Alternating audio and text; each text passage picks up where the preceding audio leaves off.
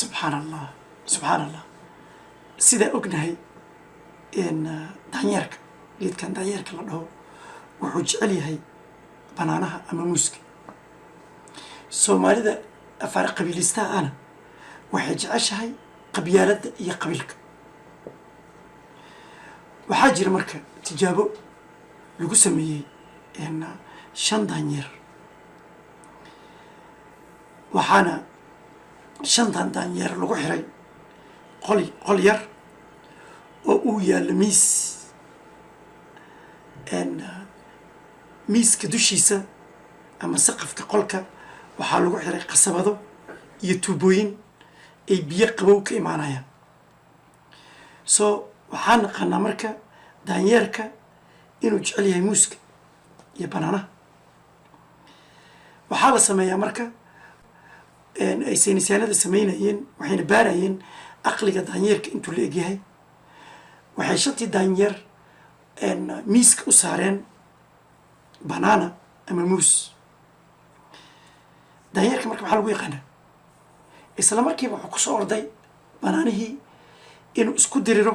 oo cuno laakiin waxaa lagu furay qasabadihii biyaha qabow lahaa hal mar lagu sii dayo daanyeerkii waa qaboobay waa raday mooskii waa cuni waayey mar allaala markuu daanyeerka mooskii u jeclaa ama muuskii u jeclaa ama banaana markuu taabto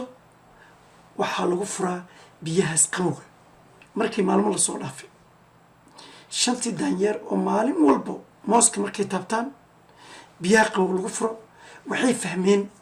xiriirka ka dhexeeya mooskan iyo biyaha qabow ee lagu furay waxay marka bilaabeen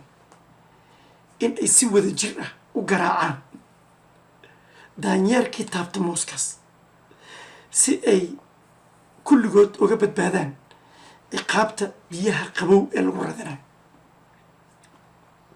soo maalin walba kii ilhilmaamo oo soo kaco oo moos cusub oo miiska saaran arko oo ku boodo isagana waa lagu soo boodaa waa la garaaca maalmo kadib saynisyahanadii waxay arkeen si kasta oo moos loo saaro miiska daanyeerka oo daanyeeradaas shanta ah ay u baahan yihiin mooskii ma taabanayo waayo hadduu mid ka mida taabto afartii kalaa ku goobanayso marka qof taabanayo male mooskii waa la iska dhaafay meeshiisa lagu dayay saynisyahanadii marka waxay ku noqotay arrin cajiiba siday isu beddeshay dabeecaddii daanyeerka ee mooska jeclayd inuu mooskii ka dan lahayn ama banaanihii ka dan lahayn yacni boyntiga meesha ku jira waxaa waaye daanyeerkii dabeecaddiisii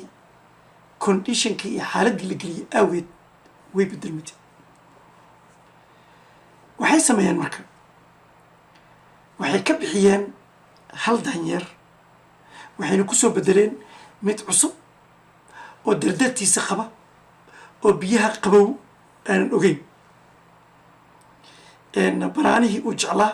oo miis saaranna arko cidina cid daanyeerka loo aadaya inaysan jirin waxaa dhacay marka isla markiiba daanyeerkii cusbaa wuxuu ku booday sidii daanyeer lagu yaqaanay wuxuu ku booday mooski laakiin maxaa dhacay daanyeeradii afarta ahaa ee meesha ku jiray yaa isla markiiba kusoo booday oo garaacay marka daanyeerkii cusbaa markuu isku dayaba mooska inuu ku boodo saaxiibadiisii daanyeerada ahaa mooska wada jeclaan jireen waa garaacay ilaa markii dambe uu isagiina ku darsamo oo uu iska dhaafo mooska